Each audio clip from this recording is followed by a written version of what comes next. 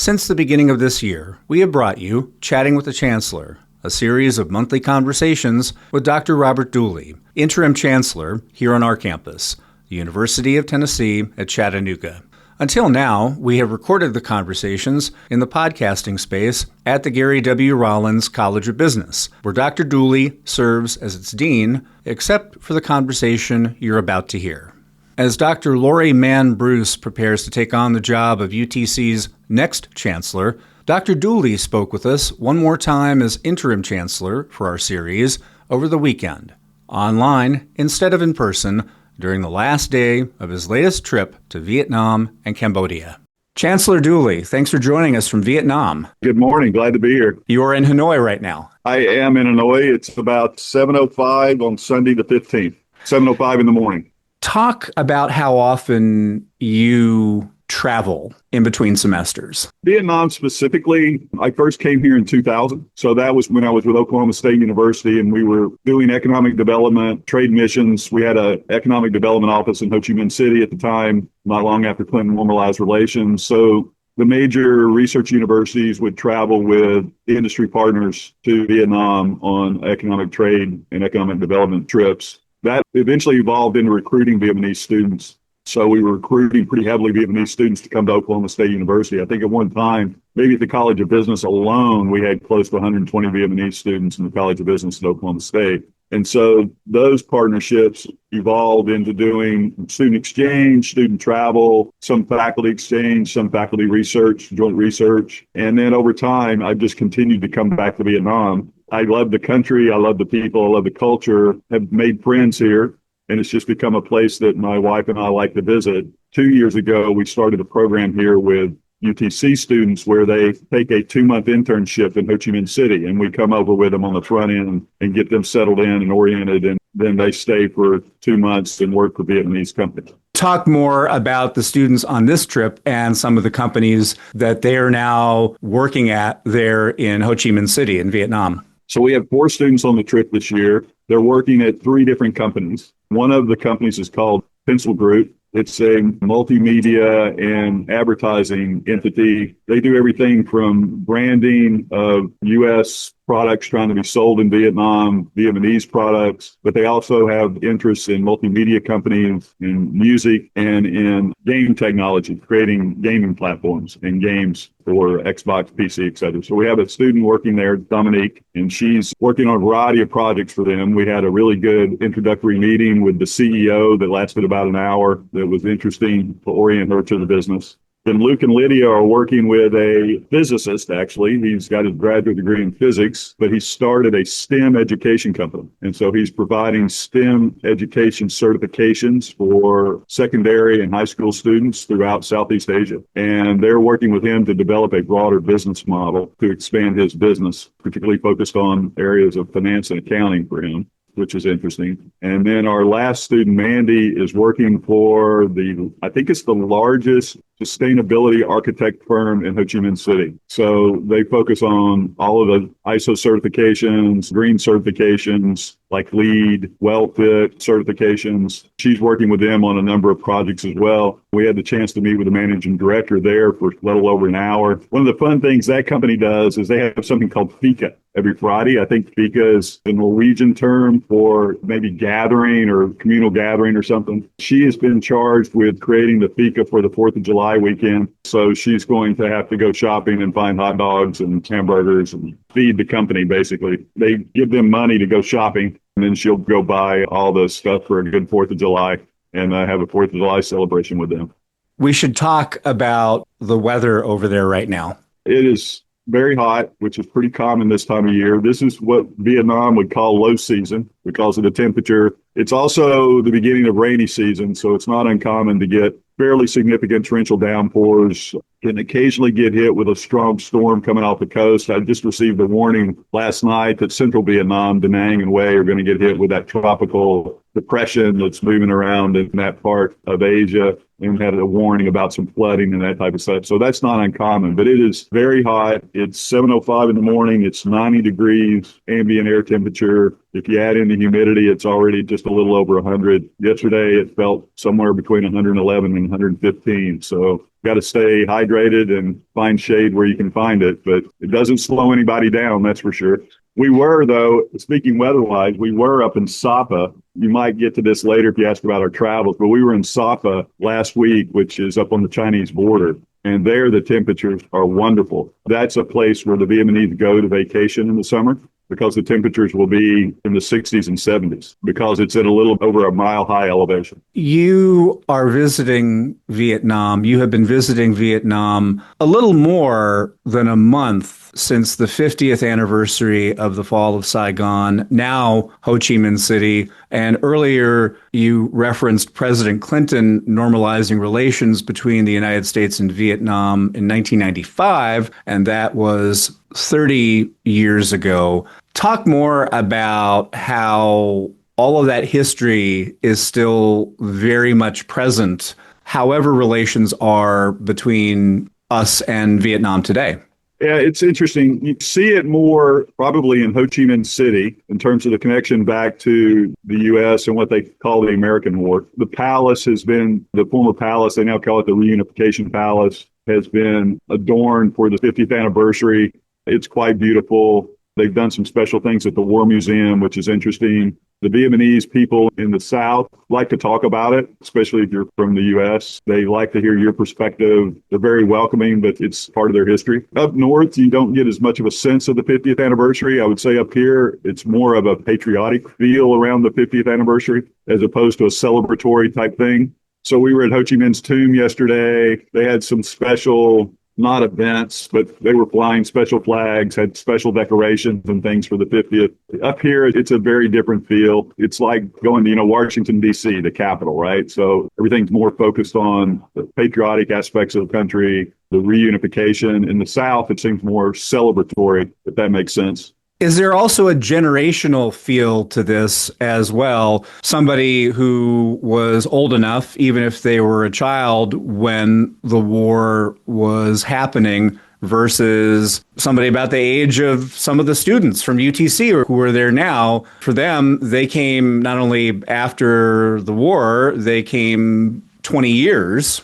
after normalization. They might have been born around the time of normalization or soon after. It's interesting. So the young people in Vietnam, it's like our generation. They don't think a lot about the war. They think more about the future of Vietnam. They think more about what they've seen in terms of the development of Vietnam, of the economic growth of the country, their prospects for the future. The war is really distant ancient history to them. I think to some extent the same for our students. I make a point when I bring students here that we spend quite a bit of time going to the War Museum, going to the Reunification Palace, going out to Cu Chi tunnels, doing some other events to expose them to the war and what it meant to the Vietnamese people and what it meant to the U.S. We went to the Hanoi Hilton yesterday, the Ha Long prison. That's a very moving place. So it's still present, but the young people don't focus on it. They don't really talk about it very much, but if you find older generations, they will talk about it. And then how would you describe Vietnam's economic model today? It certainly has evolved from 50 years ago and the fall of Saigon, now Ho Chi Minh City. It's certainly evolved from when the United States and Vietnam normalized relations 30 years ago. How is it similar to China's economic model? How much of it is its own thing? That's a good question. It's a communist country, but there are very few actual official Communist Party members. So I think the population's about 86 million. And I think one time somebody told me there were maybe 5 million official members in the Communist Party. So it's a one-party system, but they have figured out how to balance the one-party system with what I would say is a very aggressive state investment and private investment capitalist model. So industry growing in all types of sectors, not just inexpensive manufacturing. Like a lot of your clothing now is made in Vietnam and Cambodia, but they're starting to invest pretty heavily into tech. I think Intel has just said they were putting a facility here a couple of years ago. So very high education level in the country, strong focus on STEM in this country. So they've somehow figured out how to manage the one-party system and a communist system, but combine that with a very aggressive entrepreneurial and private investment sector with state investment as well. But I mean, if you walk the streets of Hanoi or Ho Chi Minh City, every street's full of entrepreneurs, all working, developing, selling products, selling services, selling goods. There's a neat place here in town. We went yesterday called 4 Ps Pizza. You don't think about pizza in Vietnam. but it's a very young entrepreneur that decided to reclaim old buildings in older parts of town, create his version of Vietnamese pizza. I don't know how many stores he has now in different cities, but it's always crowded with Vietnamese, not a lot of Westerners there. And you just see those types of young entrepreneurs everywhere. We're speaking with Dr. Robert Dooley, Interim Chancellor here on our campus, the University of Tennessee at Chattanooga, and Dean of the Gary W. Rollins College of Business. A conversation recorded online over the weekend during the last day of his latest trip to Vietnam and Cambodia. One thing that we've heard about in the past few months has been tariffs and trade. What's the perspective from there in Vietnam on all of that? If I remember correctly, I think the initial announcement on tariffs on Vietnam before they were suspended was 36%, I think was the number. I might be wrong. Vietnam has become a large manufacturing hub for China. China has moved a lot of their manufacturing to Vietnam, particularly their lower skilled manufacturing like clothing, that type of thing. So in some ways, I think China has been using Vietnam to avoid tariffs in the past, right? So there haven't been tariffs on Vietnam. The people here are very concerned about the tariffs. This is mostly an export-driven country. The GDP, the percentage of GDP is driven by exports is extremely high. So it's not a consumer-driven economy where people are driving the economy like in the U.S., buying goods and services. I think if a 36% tariff hit Vietnam, it would literally devastate this country. But we'll see what happens. But they're concerned about it, definitely concerned about it. It's interesting, the relationship that China and Vietnam have, as you've described it, because of the history between those two countries, including right after the end of the war there 50 years ago. Right. Vietnam occupied Cambodia after the war. I believe I'm correct in that. The Chinese, to try to push Vietnam out of Cambodia, invaded northern Vietnam, I believe, in 1979. I think the Vietnamese pushed them out pretty quick. I don't think it lasted very long, but nonetheless, there is that history with the two countries. They have trading relationships. I think they have solid political relationships, but China occupied a large part of this country for a long time, 1,000+ years, prior to even talking about a 1979 invasion of northern Vietnam. So I think the Vietnamese, I think their preference would be to be strong partners with the U.S. and other countries a little bit to buffer China. Several years ago, the first U.S. warship docked back in Ho Chi Minh City in Saigon. So that's a pretty strong signal that they're wanting stronger ties and relationships with the U.S. And so I think that would be their preference here economically as well as politically. China's really aggressive in the South China Sea, so there's some disputes over territory that Vietnam claims, that China claims. So there's tensions there. Let's talk about where you have traveled beyond Ho Chi Minh City, leading up all the way to Hanoi, where you're speaking now. So we started in Ho Chi Minh City. We were there for about a week. Then we traveled to Cambodia and spent 3 days in Siem Reap, which is where the Angkor Wat complexes are. Toured those many, many times. Never get tired of seeing those. They're incredible. We did a unique part of that trip this time. We went to a place called Kulin Mountain, which is a sacred mountain for the Cambodian people. And there's elephant carvings out in the jungle that we went to, and we went to them on the back of motorbikes. It was quite the interesting experience. The more interesting piece of it was coming back when it was torrential rains. Parts of the trails were flooded, drive through on your motorcycle and the water's up to your calf. It was pretty interesting. Yeah. Bike stall out, get to the other side, restart them. Yeah, it was interesting. Got to be very careful. Yeah. Then from Cambodia, we flew to Da Nang for the International Fireworks Festival. They have a fireworks festival there that occurs over 6 consecutive weekends where they match countries. We saw Poland versus Vietnam Team 2. It's on the river. It's incredible. What's that like? How do they compete? I think there are 8 countries. They put them in brackets, and then they have judges. And so it's a competition each weekend until the 2 finalists emerge out of the brackets and compete for the International Fireworks Festival title. It's a big spectacle. There were probably, I don't know, maybe 50,000 people there watching it, more. But it's an incredible fireworks display.